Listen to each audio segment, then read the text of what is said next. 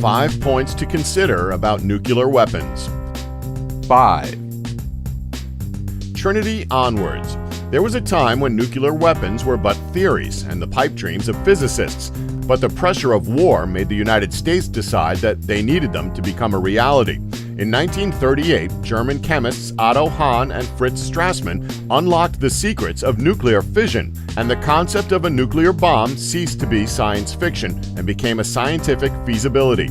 Following warnings from emigrating European scientists fleeing the rise of fascism, the U.S., with the support of the U.K. and Canada, started the Manhattan Project. Eventually, the project moved towards the Trinity test, which was the product of years of research and was to be the first nuclear detonation in human history. After waiting for rain and some poetically appropriate lightning to clear the test site in New Mexico, the Trinity bomb, nicknamed the Gadget, was detonated at 5:29 a.m. local time on June 16, 1945, propelling humanity into the nuclear age. With the test a success, the use of atomic bombs against the still furiously combatant Imperial Japan was approved. The first bomb deployed against Japan was codenamed Little Boy and used an as-then untested detonation method that involved firing uranium bullets down an internal barrel into a cylinder of uranium. Little Boy made history, being detonated over the Japanese city of Hiroshima on August 6, 1945 at 8:15 a.m., having been dropped by the B-29 bomber Enola Gay. The city of Kokura was designated as the second atomic bomb target, but on the 9th of August, when the bombing raid went ahead, smoke from fire bombings the night before obscured the city, and the bombers were forced to head to their backup target, Nagasaki. At 11:01 a.m., the B-29 Boxcar dropped the Fat Man bomb, which was built much the same as the Trinity bomb, using a plutonium core implosion method. Despite President Truman wanting to announce the Trinity's success at the Yalta Conference to the other Allied representatives before the bomb's use against Japan, Joseph Stalin of the USSR was already well aware of Trinity's success. This is because of a spy network that included scientists and Soviet sympathizer Klaus Fuchs, who worked on the Manhattan Project while leaking the information to the USSR. Between 1945 and 1992, the United States officially conducted a total of 1,054 nuclear tests, which is surprisingly high given the destructive, expensive, and secretive nature of nuclear weapons programs. 4. Size matters. When it comes to nuclear weapons, size really does matter in more ways than you'd expect. It determines a lot more than just how much the explosion can annihilate. In terms of size, the early bombs like Trinity, Fat Man, and Little Boy were actually really rather small. The mushroom cloud produced by the detonation of Trinity reached 7.5 miles high into the sky, which you're probably thinking is pretty damn high, but it is actually tiny by comparison to the blast clouds of the more powerful nuclear bombs. The most powerful nuclear bomb ever detonated was the Russian Tsar bomb, which was detonated on October 30th, 1961 on Severny Island in the Russian Arctic Circle. The blast yielded 50 megatons, while the Trinity only managed 10 kilotons. For those of you who may not be sure, 1 kiloton is equal to the explosive force of 1,000 tons of TNT, and a megaton is equal to 1,000 kilotons. How powerful was that in reality? Well, the 7.5-mile-high mushroom cloud of Trinity would be utterly dwarfed by the Tsar bomb's 40-mile-high mushroom cloud, which reached well past the stratosphere and, at its widest, was 59 miles wide. The bomb's fireball of hot, vaporizing energy was 5 miles across, and the shock wave was so powerful that it broke windows in Norway and Finland and was picked up by seismic sensors as having traveled around the planet at least 3 times. If one of these bombs hit anywhere near Boston, it would devastate a third of Massachusetts, and you'd be lucky if Fenway Park was still around to turn into a post-apocalyptic fortress. The USSR even designed a version of the Tsar bomb that was twice as powerful as the 50-megaton one they tested, but they never tested that one, as it would have simply been too damaging to the environment and those anywhere near it. The bomb itself was so big as to be quite impractical, being 8 feet long and weighing 27 tons. It could only be delivered by a modified bomber, so its delivery could likely be intercepted. 3. Nuclear annihilation. Knowing now just how big nuclear bombs can get, you might be wondering just what this means for humanity's chances of survival in the event of a nuclear war. There are currently estimated to be between 10,000 and 15,000 nuclear weapons in the world today, which means that in a purely numerical sense, humanity's chance of survival is rather good, actually. If, for argument's sake, a nuclear conflict broke out between China and North America, and say both Canada and the US, it would take 422,000 nuclear weapons, about 750 kilotons, to devastate the land completely. However, this calculation is just based on the square mileage of North America and China, and does not account for population densities or distribution. If we redo the math, taking population density and distribution into account, it would only take about 66,666 nukes to cripple the major population centers of North America and China, leaving them in a Mad Max-like state.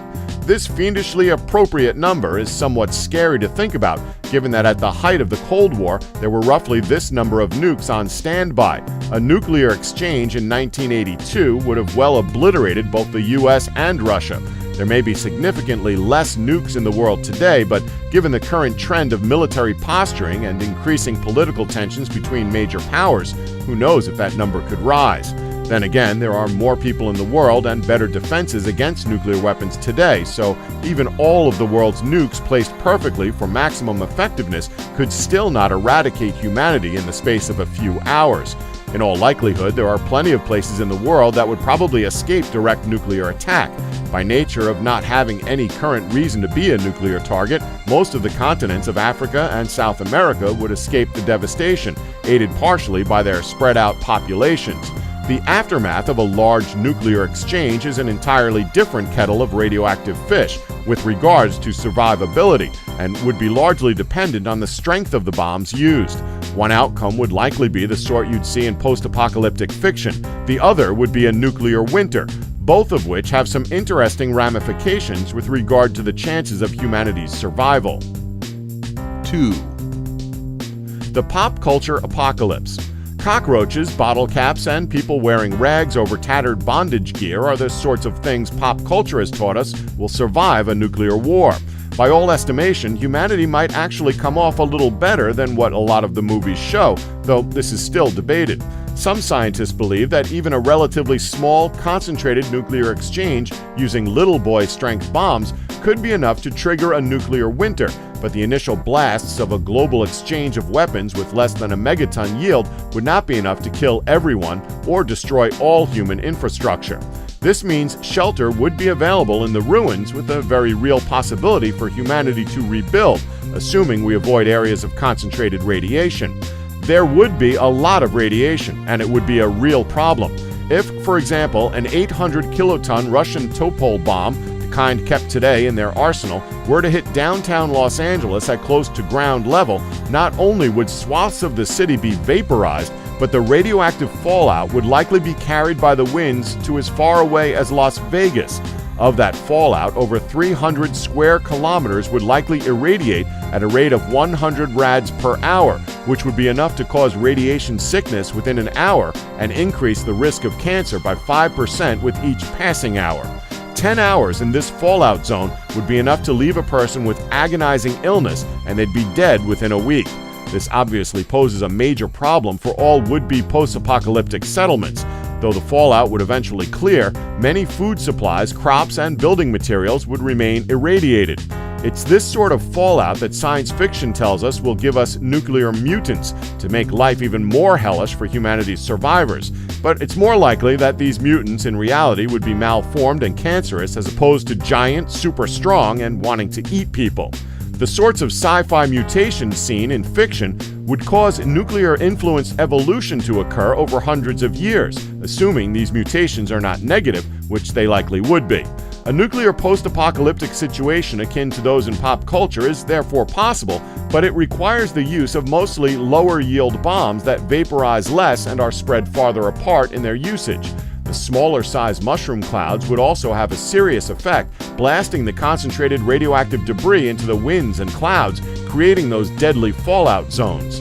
When the mushroom clouds reach high into the atmosphere, that's when the chances of the other outcome of a nuclear holocaust increase. 1. Nuclear winter. All this talk of fiery explosions may almost make you wish for a nuclear winter. Believe us, you don't want one, and fiery explosions would ironically be one of the main factors in causing them. So what exactly is a nuclear winter? It's basically when the fires of all those burning buildings produce enough smoke that the atmosphere gets clogged up so much that the amount of sunlight reaching the surface of Earth is severely reduced, creating an artificial winter. One of the main problems is that these nuclear winters would last an awfully long time. These drops in temperature would trigger extreme weather and increase the risk of death by exposure, which is bad enough given that a lot of shelter would have been nuked away and there would already be the risk of radiation exposure. What's worse is that this sudden temperature drop would almost certainly cause famine, as many crops would simply fail in sudden cold and a lot of cattle would die. In 2013, it was predicted that a nuclear winter-caused famine would lead to the deaths of 2 billion people worldwide. Earlier, we mentioned that places like Africa would likely avoid a direct nuclear exchange, but if the aftermath were a nuclear winter, then the continent's already struggling rural populations would be finished. The mass use of weapons with explosive yields in the megatons would likely cause an especially bad nuclear winter, because they'd destroy so much in the fireball alone, they'd be throwing a lot of radioactive debris into the atmosphere, and given that a weapon like the Tsar bomb can create a cloud that reaches well into the mesosphere, this can lead to giving the sun a good blotting out on a global level. On the one hand, though, it means the concentration of deadly radioactive fallout at ground level is less, as so much gets trapped high in the atmosphere. However, nuclear winters are survivable, and they'd have to be particularly bad to cause human extinction. Humanity has survived similar events in the past that were naturally occurring in the form of volcanic winters. These occur in much the same way, only with a volcanic eruption and the ash it spews out taking the place of a nuclear explosion and the resulting fallout. In 1815, Mount Tambora erupted, leading to severe temperature drops in the northern hemisphere the following year, which became known as the Year Without a Summer. After all of this somewhat dark technical information, you might be considering stockpiling food and cola, then retreating to the safety of an underground shelter. But for the time being, you might just be better off browsing the internet and watching some more top 5 videos.